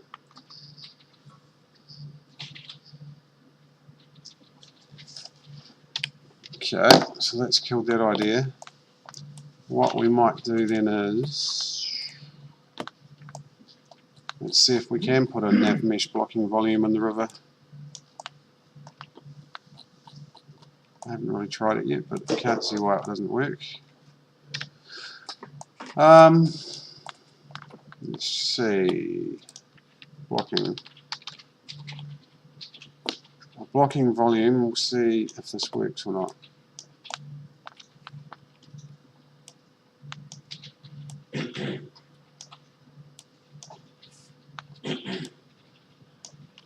Now,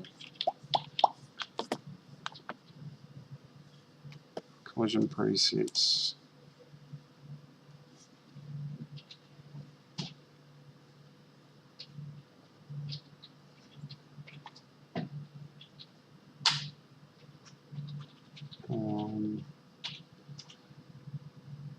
Invisible wall. Let's have a look what we're trying to do. Right, there's the doorway.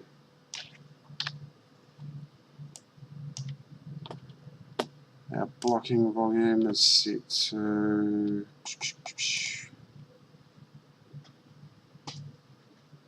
blocking dynamic. Just getting the right setting.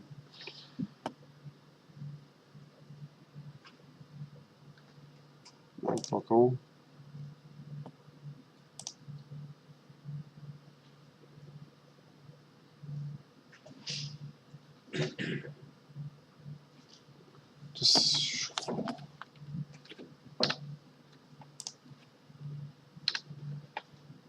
Let's just check if I scale this.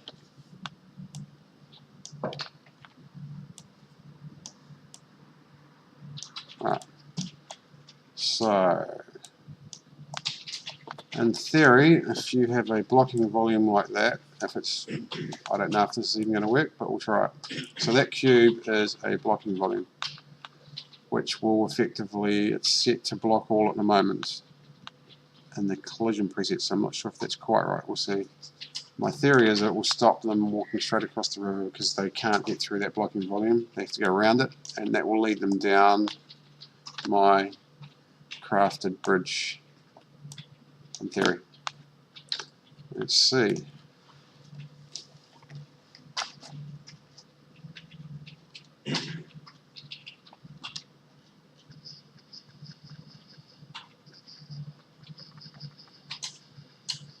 Right, there they go. They're coming along that ledge. They're getting to the bridge. Coming across the bridge.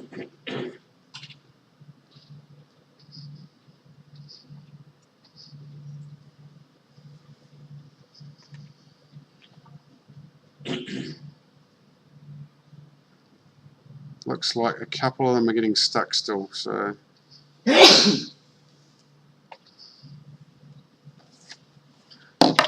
But otherwise, somewhat successful. So, the blocking volume worked, did what I wanted. I just didn't want zombies just crossing wherever they wanted. So, in theory, we just need to make sure, that, again, that this is in the right level, as in not in our persistent level. At the moment it's in level 15, which is persistent, so I think we probably want to put this in our base cave so that it affects all 3 viewpoints in this room. So levels, make that current, and we'll move this level, move selection to current level. Right. Save. So that kind of worked, but like I was saying, there's still a little bit of an issue here around them having enough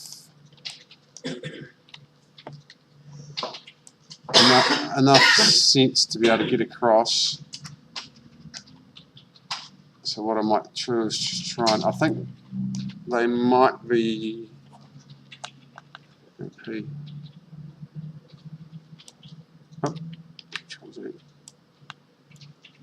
somewhere or other just there. They're getting a little confused. Let's play around with this.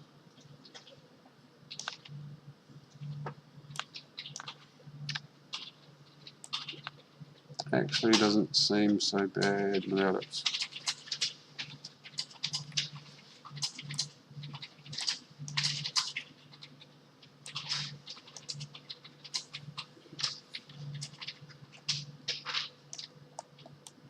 I'll just delete that for now.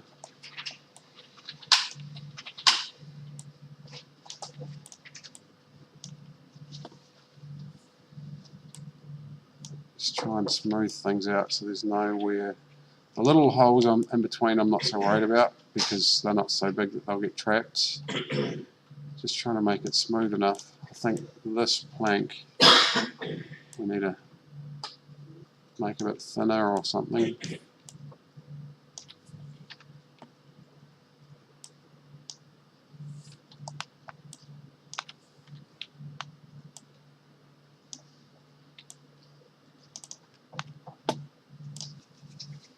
See what they're doing now.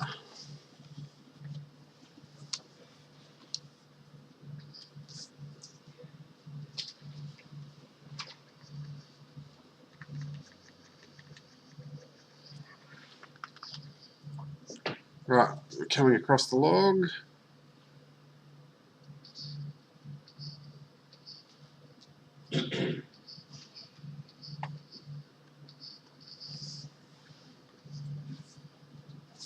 Beautiful.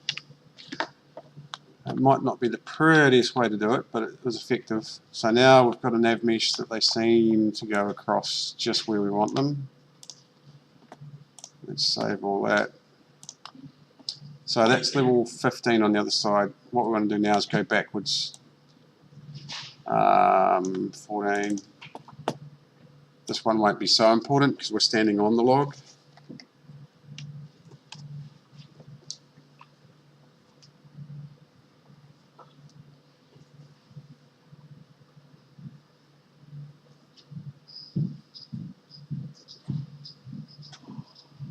Right.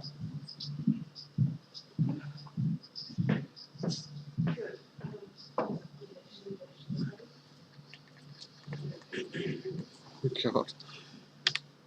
Okay. but the next one will be the more important because here we are testing whether that blocking volume's working from the other side. So in this case, the zombies from the other side should come along the bridge instead of trying to cross the river. Let us see.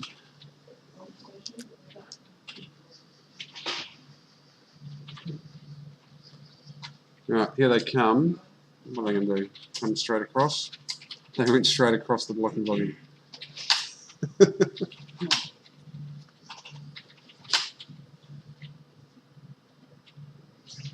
Look at that. So the easy fix for that obviously is because the ledge on, there's my blocking volume and there's that ledge, and it's just at the right height that they got to here and they were able to step off the nav mesh along here onto it. So the easy fix for that is just make it taller, because effectively it's set to be like an invisible wall. So if I just go boom, like that, there's no way they should be able to jump over that. I mean, if I want to be really sure, let's make it ludicrously high. Right. And we'll move it this way a bit even.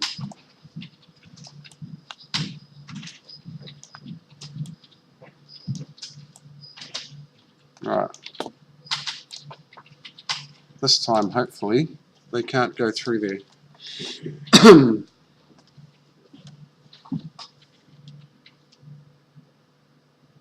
So there he goes across the bridge. Happily, happily, happily. They're all happily coming across.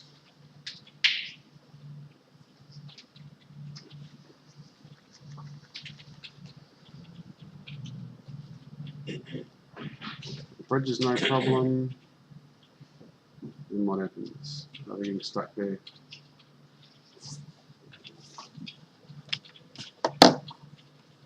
So this is kind of the nature of caves, is that there's lots of little nooks and crannies for them to get stuck, so you do have to be aware of it. So you can see that here there's a hole in the nav mesh, and they're kind of walking along, getting to here and getting a bit jammed. So we'll see if we can fix it.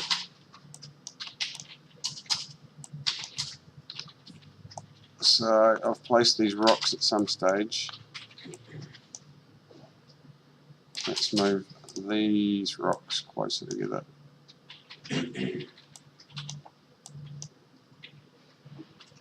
Right, let's see if that makes any difference.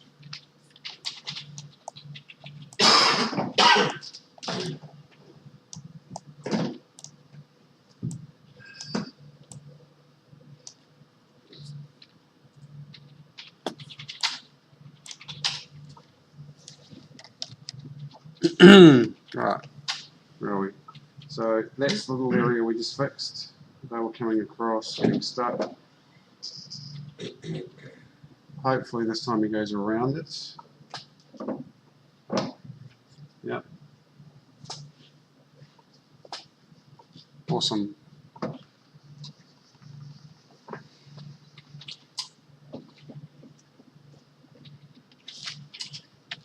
Just test that one more time.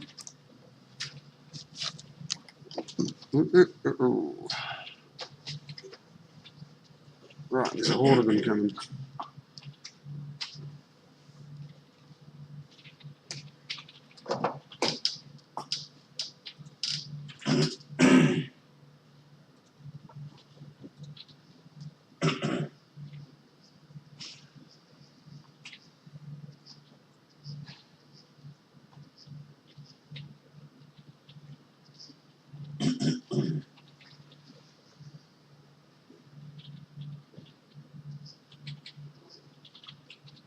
She got past it? Yep.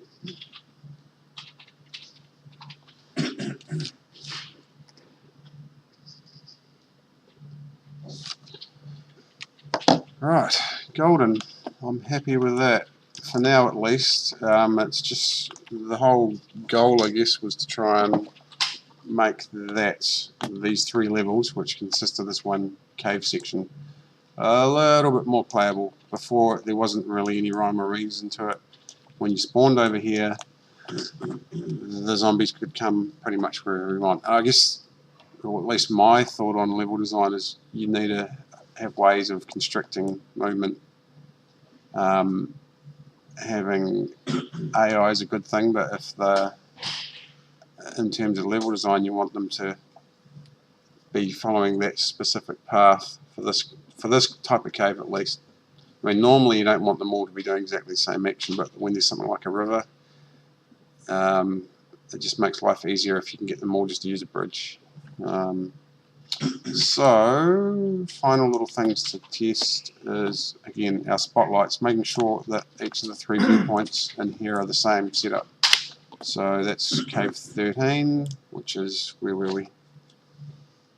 Okay, the first one. We know that one's set up because it's got our spotlight. Let's look. We'll save everything. Cave 14, or level 14 I should say. Okay, level 14 on the bridge, and we've got our player start there with our spotlight over it. Happy. And level 15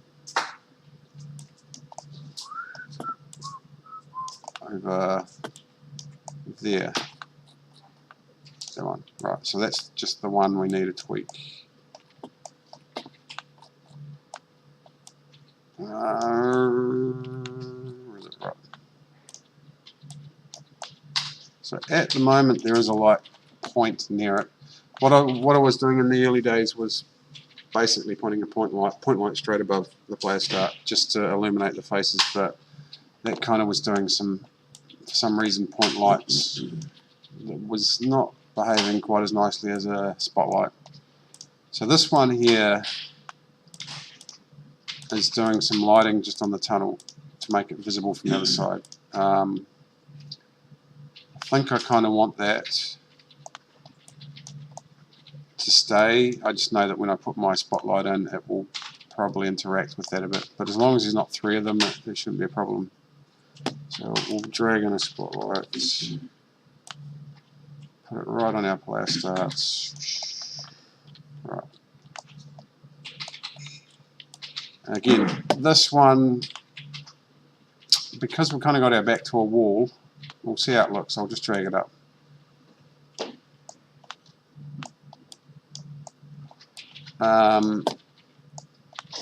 We're not having these cast shadows by default if we can, so I'll turn that off. Because the pure point of this is just to put a little bit of light on their face so they're not totally black. So I'll pull it up. And in this case I might just rotate it a bit because we're talking about zombie faces, not so much the and I'll make the radius a bit bigger. Out of cone angle, just make it a bit of a wider radius. And 5,000 is way too much, so 1,500, and we change the colour to be something off of white, so a little bit of a blue tone. And being relatively low, it won't make a huge difference when you're in the final game, being very dark, but it just knocks things back a bit. Alright, so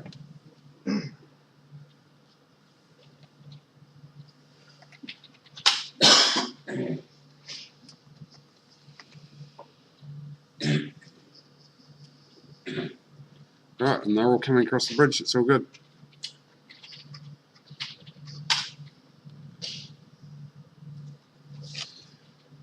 Happy with that, happy days. So we'll save that, and I will just have to change the post-process volume. Oh, just check there's no questions. Cool.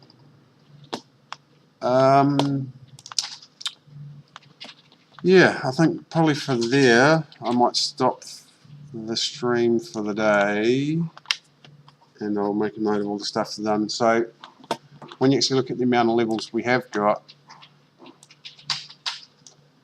it seems an excessive amount of them, but there's not actually 60 levels. There's probably about 45 levels there, 40 odd.